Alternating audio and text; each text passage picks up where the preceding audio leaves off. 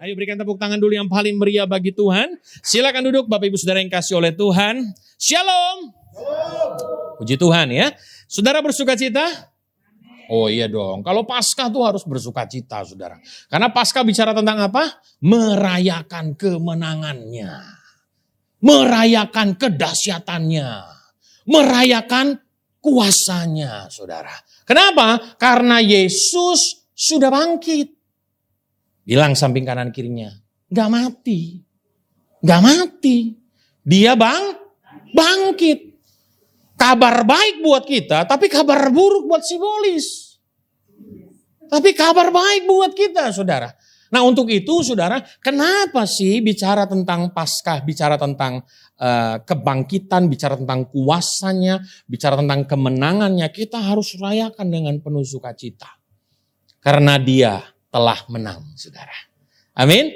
Ya, untuk itu mari sama-sama katakan menang. Kayaknya saudara, yaitu kalau menang yang dikasih sama menang yang berjuang itu beda, saudara. Ya, harusnya kalau menang, saudara, kita ekspresikan dengan penuh semangat. Katakan sama-sama menang.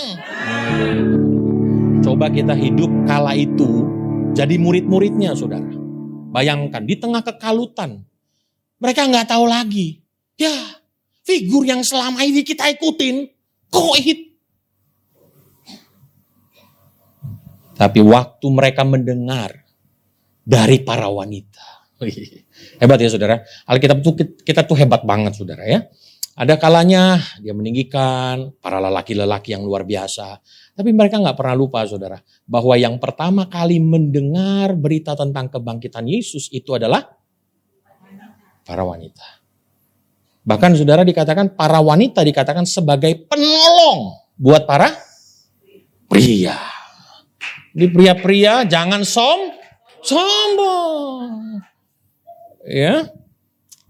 Saudara mengasihi Tuhan. Nah, saudara saya kira percaya waktu mereka mendengar berita Yesus sudah bangkit. Maka Alkitab mengatakan ada yang ragu, ada yang gak percaya, ada yang mau cari tahu. Namanya siapa? Si Petrus. Banyak yang nggak percaya, wah bohong nih. Kenapa? Karena para wanita kala itu menjadi ya orang yang nomor 2 lah saudara. Yang kadang-kadang nggak pernah didengarkan. Yang lebih didengarkan adalah laki-laki gitu, pria-pria. Tapi saudara si Petrus penasaran. Dia datang ke kubur itu dan dia tidak melihat mayat Yesus. Sebab Yesus sudah bangkit. Makanya saudara diekspresikan. Apapun yang mungkin menjadi masalah Bapak Ibu Saudara hari ini. Waktu kita mendengar Paskah. Yesus sudah bangkit Jo.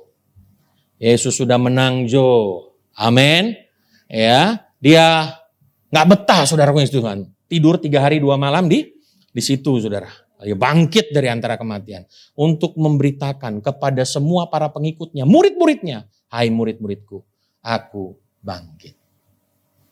Ya, nah saudara saya kira percaya selama 1 minggu ini ya kita banyak mendengar berita tentang Jumat Agung, ya kita juga mendengar tentang Paskah, apa yang Yesus sudah lakukan, dan saya kira percaya Bapak Ibu Saudara ada satu film yang saya kira semua kita sudah familiar dengan film itu, apalagi Mount Hermon Church, saudaraku, akan mengadakan ya bahasa kerennya nobar. Nonton bareng. Nonton bersama-sama saudara. Film The Passion of Christ. Saya percaya ini film saudara, pokoknya setiap kali Jumat Agung Paskah diputerin terus menerus. Ada seorang anak muda saudara, karena dia harus buat satu liputan ibadah, dia nonton ini film saudara. Nonton ini film, udah berkali-kali dia tonton, saudara. Ya, jadi udah tahu dari sini nanti ke sini nih, nanti ke sini, ya kan? Tiba-tiba saudara, dia bilang Tuhan, kalau film tuh kan ada genrenya ya, betul nggak? Yang suka nonton pasti tahu lah, ada komedi, gitu nggak saudara? Ya, terus ada apa lagi? Horor, gitu kan? Terus ada apa lagi? Action. Saya percaya bapak-bapak di tempat ini pasti suka nonton film action, betul nggak? Betul bapak-bapak? Nah, apa suka film drama, saudara? Nah, kalau ibu-ibu sukanya film drama, ya kan? Oh, suka film action juga. Nah, saudara, waktu dia bertanya dalam hatinya, Tuhan, ini kalau film The Passion of Christ ini kira-kira genrenya apa ya? Tiba-tiba saudara dia dapat sesuatu yang Tuhan taruh dalam hatinya. Ini adalah romance. Dia tulis di sosial media, saudara. Ini adalah genrenya romance. Waktu saya baca, ya, dia punya alasan, saudara. Kenapa dikatakan romance? Ini adalah kisah cintaku nak kepada kamu. Aku rela mati di atas kayu salib karena aku mencintai dan mengasihi. Romance.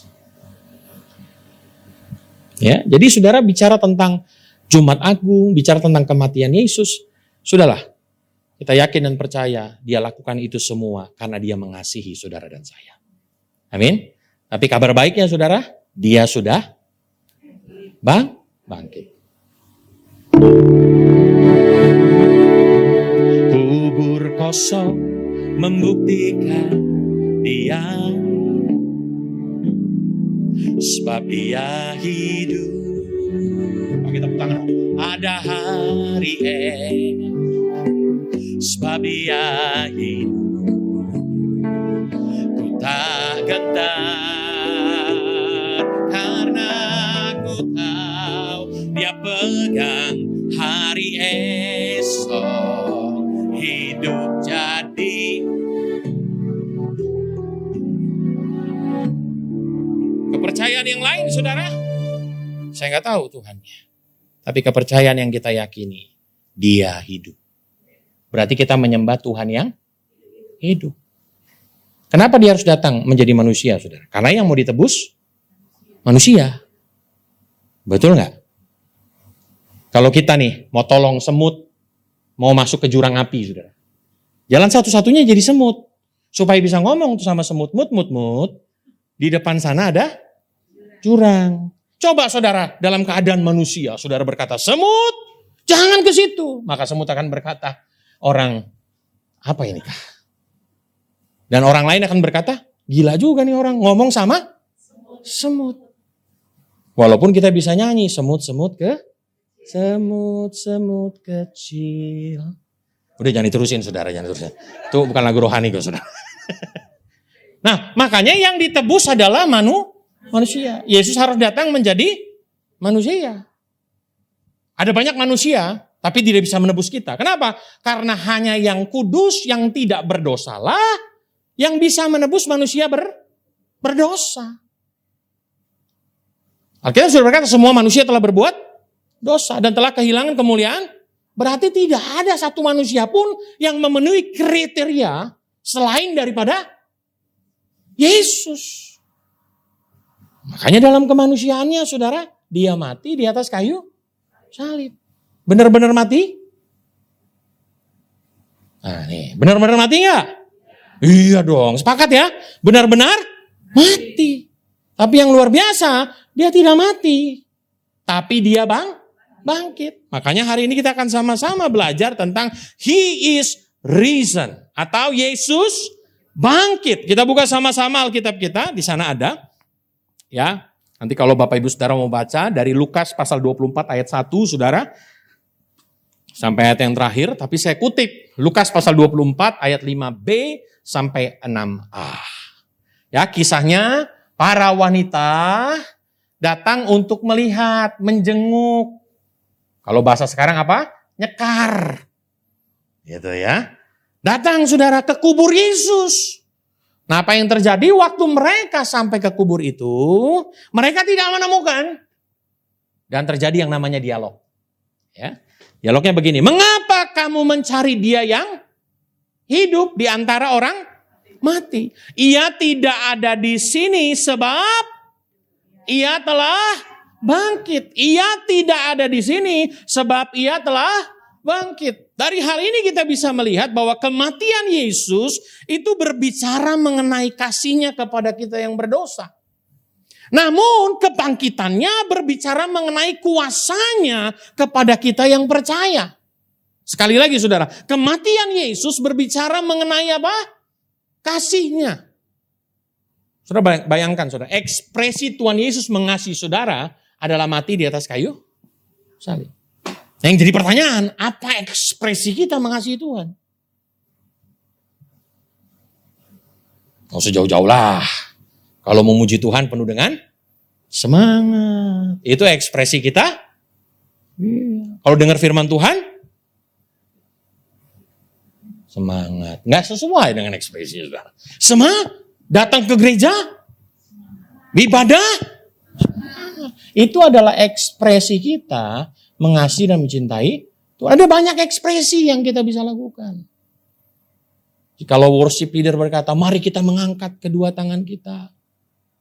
Ya, tadi WL-nya sopan, saudara. Jika Bapak Ibu Saudara tidak keberatan, mari kita angkat. Sopan. Ya. Ada yang WL-nya, mari kita mengangkat kedua tangan kita. Gak ada yang angkat tangan, jangan keraskan hatimu.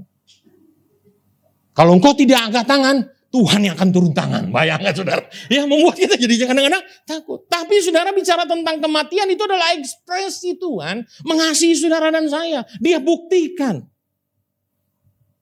Tadi kan nyanyi saudara. Kau ku kagumi dalam hati, kasih-Mu tiada duanya. Sampai kini ku akui kasih-Mu. Kalau Yesus berkata kepada kita dia mengasihi saudara, dia benar-benar mengasihi saudara. Tapi kalau manusia belum tentu. Aku mengasihimu, Dek. Pret. Waktu akan menjelaskan. Membuktikan apakah benar. Tapi kalau Yesus berkata, saudara, dia mengasihi saudara. Dia mati di atas kayu salib dengan satu alasan. Supaya saudara dan saya diselamatkan. Supaya saudara dan saya mengalami kasih karunia Tuhan. Supaya saudara dan saya hubungannya dipulihkan dengan Bapa. Melalui kematiannya. Dan melalui kebangkitannya bicara mengenai apa? Kuasanya kepada kita yang percaya. Namun saudara, hari-hari ini gereja menghadapi banyak tantangan mengenai isu-isu. Mengenai kebangkitannya dari masa ke masa. Terus menerus diperdebatkan saudara. Dalam ranah teologi pun seringkali diperdebatkan. Ada begitu banyak orang yang meragukan Yesus sudah bangkit. Dengan banyak isu, saudara. Ya, ada beberapa statement. Dikatakan begini, Yesus tuh nggak bangkit. Yesus sebenarnya tidak mati, hanya pingsan. Jadi tidak mungkin bangkit. Nah itu isu yang pertama. Isu yang kedua, saudara, mayat Yesus disembunyikan oleh murid-muridnya. Jadi Yesus nggak bangkit. Mayatnya disembunyikan. Nah itu bisa dipatahkan saudara. Yang ketiga dikatakan para wanita itu salah masuk kuburan katanya gitu. Dia masuk kuburan yang lain bukan Yesus. Ada-ada aja saudara. Betul ya? Padahal kuburan Yesus pada waktu itu mewah loh saudara. Mewah. Nah, tadi ada ya. Kuburannya tuh hebat saudara. Seperti kastel, istana. Kalau kita kan saudara ya di dalam. Oh dia di gua. Luar biasa saudara. Udah di gua dijaga lagi. Dijaga. Ada yang mengatakan, wah para wanita salah masuk kuburan. Yang keempat kebangkitan Yesus hanya halu. Katakan halu. Halusinasi dari para murid. Karena murid sudah sedih gitu ya. Halu. Jadi setiap kali dilihat orang, oh itu Yesus. Kelima, kebangkitan Yesus hanya dongeng katanya. 6, Yesus tidak bangkit namun mayatnya dicuri katanya gitu. Tadi mayatnya disembunyikan, sekarang mayatnya dicuri. Yang berikutnya, kebangkitan Yesus hanyalah doktrin Kristen. So, buat kita orang percaya, apa yang harus kita percaya dan kita yakini, saudara? Apa yang harus kita jawab? Tentunya saudara kita bisa bilang, ya dengan iman saya percaya. Iya, dengan iman kita percaya. Tapi saudara, setidaknya ada beberapa fakta yang perlu kita perhatikan bersama-sama. Memang saya tidak menulis di situ, saudara. Yang pertama, kubur kosong. Itu sudah membuktikan bahwa Yesus hidup. Bahkan Matius pasal 28 ayat 11 sampai 15, imam kepala dan orang Farisi membuat berita bohong mengenai kebangkitan Tuhan Yesus. Betul nggak? Pernah dengar cerita itu kan? Ya bilang aja, mayatnya dicuri. Makanya kuburnya kosong. Bisa mau katakan bagi setiap kita, saudara, kubur Yesus benar-benar kosong. Amin. Yang kedua, prajurit Romawi pun turut menyaksikan kebangkitan Tuhan Yesus. Nanti sudah bisa baca dalam Matius 28 ayat 4 dan 12. Lalu ada juga kisah tentang fakta pertobatan Yakobus dan Saulus. Dan yang menarik saudara, ada fakta-fakta dari orang yang menyaksikan kebangkitan Tuhan Yesus. Yang pertama, Maria Magdala di dekat kubur. Ya, Maria Magdalena atau Maria dari Magdala, saudara Yesus Tuhan. Yang kedua, perempuan-perempuan lain yang datang ke kubur Yesus. 2 murid yang berjalan ke Emmaus. Simon Petrus atau Kefas. 10 murid tanpa Thomas. 11 murid termasuk Thomas. Nanti saudara ya, ada kisah menarik saudara. Jadi pertama kali Yesus hanya menemukan 10 murid. Thomas gak tahu kemana nih saudara. Tiba-tiba pada pertemuan berikutnya si Thomas datang. Nah, makanya nih saudara, makanya jangan jauh-jauh dari persekutuan karena engkau nantinya bisa meragukan Tuhan.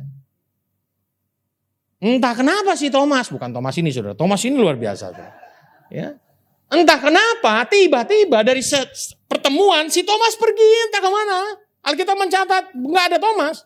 Tapi pertemuan berikutnya, saudara, Thomas datang. Tiba-tiba Thomas datang, nanya, kalau engkau itu Yesus, aku akan cucukkan, katakan sama-sama cucukkan, ya, di tangan dan di kakimu. Saudara bisa bayangkan. Lalu Yesus bilang apa? Berbahagialah orang yang tidak melihat namun percaya. Tapi perlu Thomas-Thomas zaman now, saudara. Untuk apa? Belajar. Iya, Thomas-Thomas zaman now perlu belajar, saudara. Supaya apa, saudara? Ya memang paling berbahagia tidak melihat. Tapi cobalah, saudara. Kalau saudara mau cari pasangan hidup. Tidak melihat namun percaya, aku cantik, Kak. Gitu. Ntar udah jadi, sudah tiba-tiba wow. Aduh. Ya, apa-apa, saudara. Tapi memang kondisinya Thomasnya harus memahami kala itu ya saudara. Ingat, kalau saya bilang begini, saudara harus berpikir pada konteks itu. Konteks itu Thomas sudah dengar. Udah nonton kan film The Last Supper kan? Ya, udah nonton dong. Nah saudara, di situ kan diterangkan sama Yesus. Bahwa pada hari yang ketiga dia akan. Tapi si Thomas entah kemana. Mari kita cari sama-sama si Thomas. Lalu ada sejumlah murid di Galilea. Dan yang menarik saudara, Paulus mencatat dalam 1 Korintus 15 ayat 6, 500 orang sekaligus menyaksikan kebangkitan. Dan yang menarik saudara, ternyata bukan Alkitab saja, tapi sejarawan yang namanya Flavius Josephus mengatakan, sejarawan dan apologet Yahudi menuliskan, jika kebangkitan tidak benar-benar terjadi, maka gereja mula-mula tidak akan berkembang pesat di tengah ancaman dan penganiayaan. Apa alasannya mereka mau mengikuti Yesus? Kalau mereka tahu Yesusnya mati. Tapi karena mereka tahu Yesus sudah bangkit, mereka gak takut memberitakan firman. Kenapa saudara? Karena yang mereka sembah, yang mereka puja, yang mereka kagumi sudah bangkit. Mau berikan tepuk tangan dulu bagi Tuhan Yesus yang bangkit, saudara. Ya.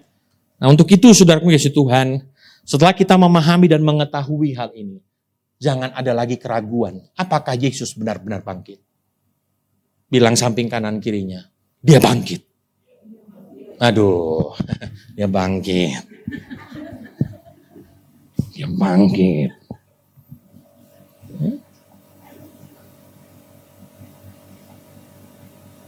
tiba-tiba orang yang saudara kasihi bangkit, saudara.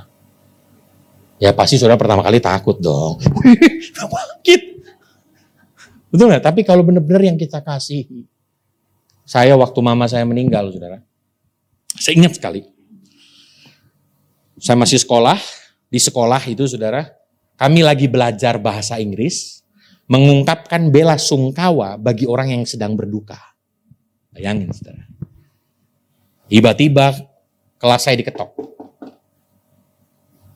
Ya kan? Ngobrol, ada obrolan antara yang mengetok sama guru. Tiba-tiba guru saya bilang gini, Nixon, kamu disuruh pulang. Karena mama lagi sakit keras. Bayangkan, lagi sakit keras, saudara. Saya berpikir, Tuhan, tadi malam saya masih ingat, saudara. Tadi malam saya masih bikin es mambo kacang ijo. Tahu kan, saudara, rasanya pasti enak dong? Es mambo kacang ijo. Siapa yang pernah rasain es mambo kacang ijo? Dibuat sendiri, saudara. Ya. Kayaknya tadi malam saya masih buat itu.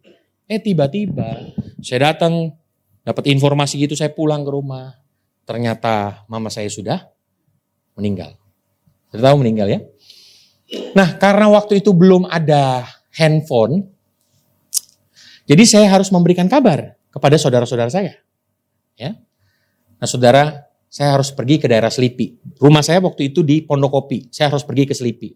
Hanya untuk menyampaikan kabar duka cita. Nah, saya masih ingat ada bis kota 46. Tahu ya? Nggak pernah naik bis kota ya, saudara. Ya puji Tuhan lah ya, saudara. Ada saudara orang-orang yang sangat diberkati Tuhan. Ya. Saudara, saya naik 46 di bus itu, dalam hati cuma bilang gini, Tuhan. Dalam hati nih, saya udah aktif ikut remaja waktu itu, saudara. Saya cuma bilang, Tuhan, kamu pernah bangkitin orang mati, Tuhan. Aku doa, bangkitin mamaku, Tuhan. Mama saya usianya masih 37 tahun waktu itu, saudara. Ya, makanya saya waktu itu agak worry juga di usia 37. Agak-agak takut, saudara. Ya. Melayani sudah? Udah. Khotbah udah. Tapi waktu usia 37 tahun rayakan ulang tahun, Tuhan. Inilah masa-masa mama saya meninggal. Jujur, saudara, masih kadang-kadang masih takut juga kan? Siapa yang percaya kalau mati masuk surga bisa angkat tangan? Aduh, masih ragu, saudara. Siapa yang percaya kalau mati masuk surga angkat tangan? Wih, semua kita. Nah, terus berikutnya, siapa yang mau duluan angkat tangan? Gak ada, Tuhan. Ya, nah saudara, saya cuma berdoa, Tuhan bangkitin mama saya. Kalau orang Batak, saudara meninggal, itu nggak langsung dikubur. Ya, karena nunggu dulu opung, ya. Jadi dibiarkan biasa selama 3 hari. Bukan dibiarkan, kalau dibiarkan begitu ya, saudara. Ya, maksudnya apa itu namanya ya? Semayamkan, lalu ada formalin, ya saudara, gitu Tuhan. Ya, saya berdoa, pokoknya Tuhan sembuhkan mama saya, pulihkan, ya kan, bangkitkan Tuhan. Nah, saudara, ya memang tidak terjadi apa-apa. Saya percaya kalau orang yang kita kasih meninggal, saudara, kalau dia bangkit, kita pasti senang dong. Betul nggak? Beda. Kalau orang ini memang durhaka, nggak mengasihi Tuhan, hidupnya begajulan, dia meninggal, kita kan berkata, Tuhan memang sudah pantas dia engkau ambil. Misalnya. Tapi kalau dia yang kita kasih, saudara. Saya percaya murid-muridnya pada waktu itu berharap, Yesus bangkit. Waktu itu saya pun berharap demikian, saudara. Ya, tapi memang kenyataannya memang tidak bangkit. Beda sama Yesus. Yesus bangkit. Jadi kita tidak perlu meragukan bahwa kita menyembah Tuhan Yesus yang hidup. Bilang sama-sama hidup. Dia tidak mati. Nah, kalau kita memahami kebangkitan Yesus yang begitu luar biasa. Kebangkitan Yesus adalah bukti kemenangannya bagi saudara dan saya. Yang pertama, saudara, melalui kebangkitan Tuhan Yesus di hari Paskah ini kita akan belajar. Kebangkitan Tuhan Yesus mengalahkan maut. Kita baca sama-sama 1 Korintus 15 ayat 55. Hai maut, di manakah kemenanganmu? Hai maut, di manakah sengatmu? Sengat maut ialah dosa dan kuasa dosa ialah hukum Taurat. Tetapi syukur kepada Allah yang telah memberikan kepada kita kemenangan oleh Yesus Kristus Tuhan. Kita percaya bahwa ada kehidupan di dalam Kristus, tapi seringkali saudara kita nggak bisa pungkiri, bicara tentang kematian, kita masih takut. Gitu.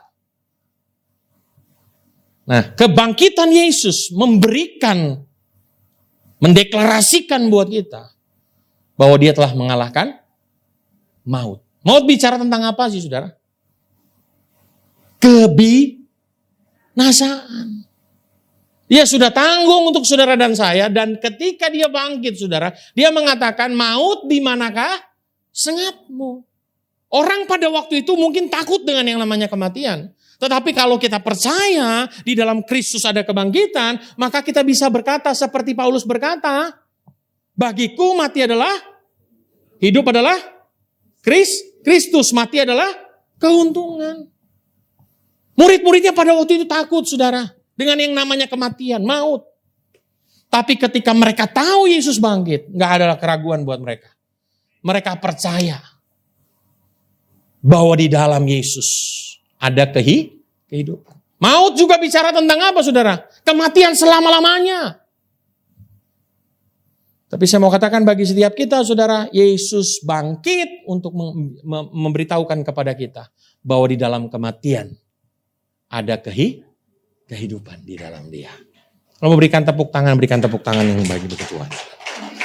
Maut juga bicara tentang apa? Konsekuensi daripada dosa. Upah maut adalah dosa. Artinya kalau maut aja sudah dia kalahkan saudara. Apalagi kekuatan dosa. Kuasa dosa. Ada begitu banyak orang saudara yang sudah percaya kepada Yesus tapi tetap dibelenggu sama yang namanya dosa dan keinginan yang gak berkenan di hadapan Tuhan. Masih kalah sama dosa. Tapi saya mau katakan, tadi kita sudah meyakini kita lebih dari pemenang. Yesus sudah melakukannya bagi saudara dan saya. Sudah waktunya saudara menghidupi kemenangan demi kemenangan yang Yesus sudah berikan dalam hidup kita.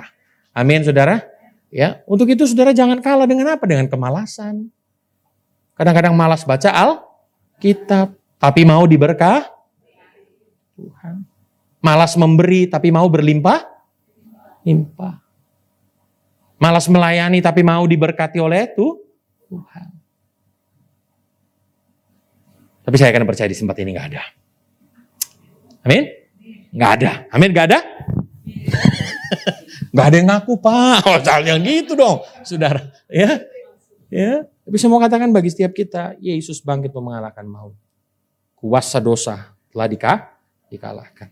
Jadi harusnya kita tidak lagi dibelenggu sama dosa. Kalau saudara, ya daya tarik dosa itu menggoda kita harus bilang, darah Yesus, kematian Yesus, kemenangan Yesus di atas kayu salib mengalahkan segala keinginan dosa. Masih bisa nggak kita berbuat dosa, saudara? Ya, kecenderungan itu masih ada, saudara. Karena kita masih hidup di dunia. Coba, saudara. Di jalan, lagi jalan bener nih. Sambil nyanyi, tiap langkahku diatur oleh, tiba-tiba, sat. Ya kan? Tuhan, nanti ya, itu langkah yang dulu nih. Ini Tuhan, cari masalah ini sama saya. Ya kan? Wah, geram. Ingat tuh saudara, bahwa hari-hari ini saya mau katakan dosa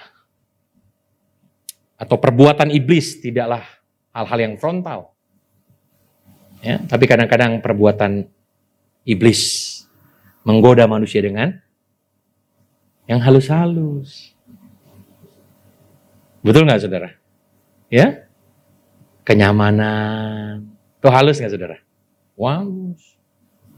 Terus apa lagi saudara? Nikmatan dunia. Tapi kita mau berkata, Tuhan, aku percaya Engkau telah menang di atas kayu salib. Dan itu teladan bagiku. Aku percaya aku akan menang. Sebab Engkau telah memberikan kemenangan buat aku. Dan kasih karunia-Mu ya Tuhan, cukup bagiku untuk aku keluar mengalami kemenangan demi kemenangan dalam kehidupanku. Amin, saudara.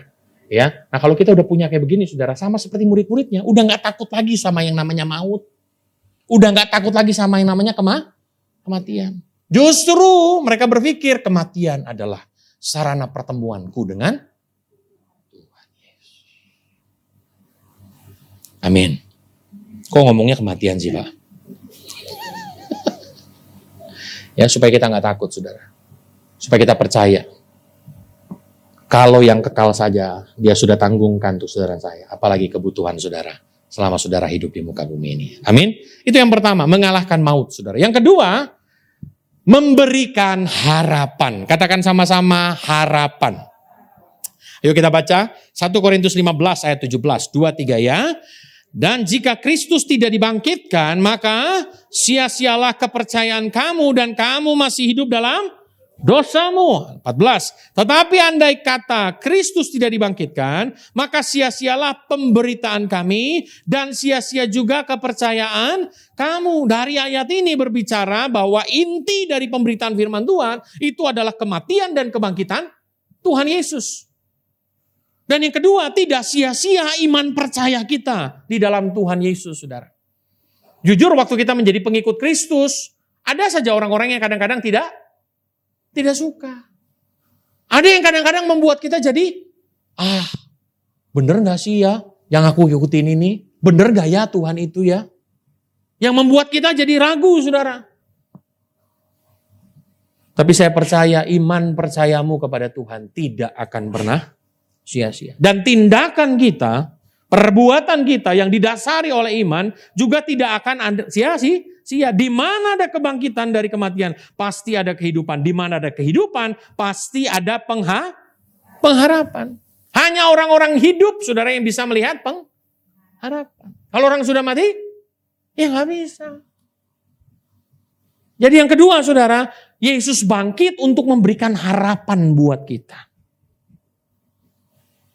Bahwa tidak sia-sia apa yang saudara dan saya lakukan. Ketekunan kita dalam beribadah. Betul nggak? Kesetiaan kita dalam beribadah. Ketekunan kita dalam baca Alkitab. Tidak sia-sia.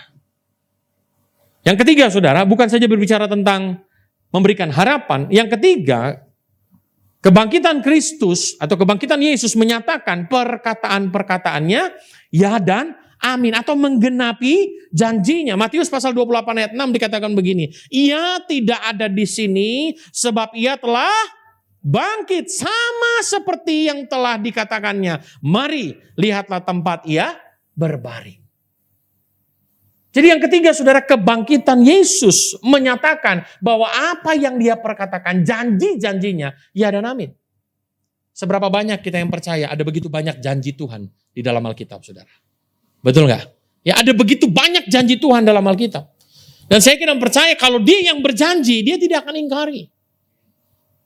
Apa yang saudara rindukan? Apa yang saudara minta? Allah kita adalah Allah yang dapat dipercaya. Untuk itu bilang samping kanan kirinya, saudara. Dia menggenapi janji-janjinya. Ya, sehingga kita bisa berkata kalau dia menggenapi janji-janjinya. Janjimu seperti fajar pagi hari yang tiada pernah terlambat bersinar. Cintamu seperti sungai yang mengalir dan ku tahu betapa dalam. Sekali lagi kita katakan janjimu Tuhan. Janjimu seperti fajar pagi hari yang tiada pernah terlambat bersinar. Cintamu seperti sungai yang mengalir dan ku tahu betapa dalam. Salah satu janji Tuhan yang perlu kita ketahui dikatakan bahwa dia menyertai saudara sampai kepada kesudahan zaman. Itu salah satu janji Tuhan bagi setiap kita yang percaya kepada Tuhan. Bahkan Alkitab juga berkata, marilah kepadaku semua yang letih lesu dan berbeban berat. Aku akan memberikan kelegaan kepadamu. Segala perkara dapat kutanggung di dalam Dia yang memberikan kekuatan kepadaku. Ada begitu banyak janji Tuhan dalam kehidupan Bapak Ibu Saudara. Dan tugas kita mempercayainya. Tuhan, kalau berita tentang kebangkitan saja Engkau nyatakan, maka saya percaya ada banyak janji-janji Tuhan dalam Alkitab yang aku percaya akan terjadi dalam kehidupanku. Amin, saudara. Ya, yang percaya berikan tepuk tangan yang paling meriah bagi Tuhan, saudara. Dan yang terakhir, saudara, bicara tentang kebangkitan Kristus. Kebangkitan Kristus memberi tugas bagi kita. Yang pertama tadi dikatakan bahwa kebangkitan Kristus mengalahkan maut. Yang kedua, kebangkitan Kristus memberikan harapan. Kebangkitan Kristus menyatakan janjinya. Dan yang keempat, kebangkitan Kristus memberi tugas bagi kita. Dikatakan begini saudara, 1 Korintus 15 ayat 58. Karena itu saudara-saudaraku yang kekasih, berdirilah teguh, jangan goyah dan giatlah selalu dalam pekerjaan Tuhan. Sebab kamu tahu bahwa dalam persekutuan dengan Tuhan, jerih payahmu tidak sia-sia. Sekali lagi, bahwa dalam persekutuan dengan Tuhan, jerih payahmu tidak sia-sia. Ada satu tugas untuk saudara dan saya, setelah kita mengimani dan mempercayai bahwa Dia telah mati dan bangkit, saudara, ada satu tugas untuk kita boleh memberitakan kepada banyak orang. Memberitakan kepada orang-orang yang tidak percaya, menjadi saksi Kristus. Siapa yang rindu menjadi saksi Kristus bisa angkat tangan saudara. Ya, kalau kita rindu menjadi saksi Kristus, apa yang bisa kita lakukan? Ceritakan apa yang kau alami di dalam Kristus. Dulu saya A, dulu saya B, saya hidupnya begini begitu, tapi setelah di dalam Kristus aku berubah. Setelah di dalam Kristus aku menjadi ciptaan yang baru. Mungkin ada pengalaman mujizat yang kita alami saudara. Ceritakan kepada orang-orang di sekitar agar mereka pun mengalami mujizat Tuhan. Dan mereka tahu bahwa Tuhan yang kita sembah adalah Tuhan yang sanggup melakukan hal-hal yang dahsyat. Itu harus diceritakan saudara. Nah, kalau Bapak Ibu saudara membaca, sejarah gereja juga mengatakan saudara, ketika mereka mengalami perjumpaan, mereka mengalami Yesus, mereka melihat kebangkitannya saudara, mereka memberitakan firman Tuhan sampai ke pelosok-pelosok. Mereka memberitakan apa yang mereka saksikan kepada banyak orang. Untuk itu ini tugas kita semua saudara. Saya percaya setiap kita pasti punya kerinduan agar tempat ini juga dipenuhi oleh jiwa-jiwa yang rindu akan Tuhan. Amin. Nah, bagaimana caranya? Sederhana, ceritakan apa yang saudara sudah alami dalam Kristus. Pak, saya bukan Pak Pendeta. Kalau semua jadi Pak Pendeta, maka nggak ada yang jadi jemaat. Saya undang hambanya semua maju ke depan. Jemaatnya nggak ada saudara. Ya kan? Tapi semua kita punya fungsi yang berbeda-beda. Saudara datang ke tempat ini, dengar firman Tuhan, dilengkapi. Dilengkapi, lalu saudara pergi ke dunia saudara, ya kan, ke dunia saudara, masuk ke lingkungan saudara, pekerjaan saudara. Saudara ceritakan apa yang saudara alami. Apa yang saudara alami di tempat ini.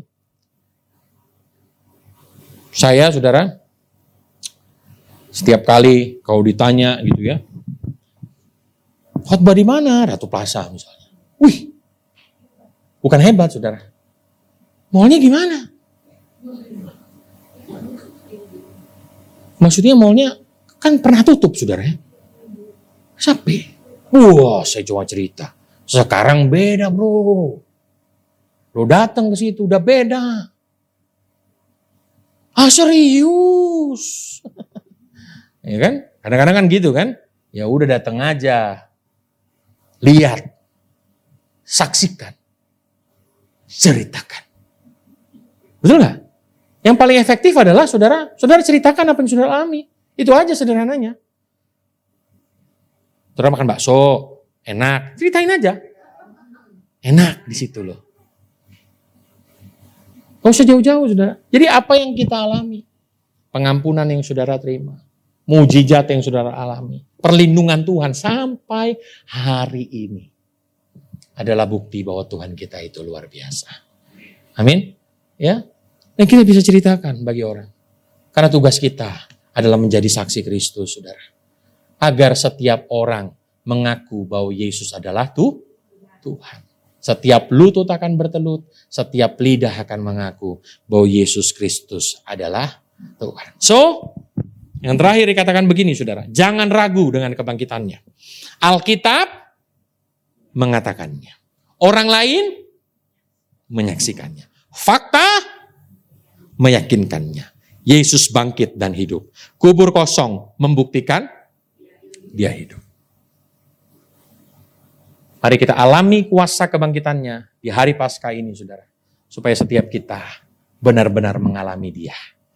Yang pertama, kuasa kebangkitan, saudara. Kebangkitan Kristus mengalahkan maut. Kebangkitan Kristus memberikan harapan. Kebangkitan Kristus menyatakan janji-janjinya. Kebangkitan Kristus memberi tugas untuk saudara dan saya. Memberitakan kebenaran, memberitakan Injil kasih karunia, memberitakan apa yang saudara alami di dalam Kristus. Sehingga hidup kita menjadi berkat bagi orang-orang di sekitar kita. Nama Tuhan dipermuliakan. Saya undang kita untuk bangkit berdiri, saudara.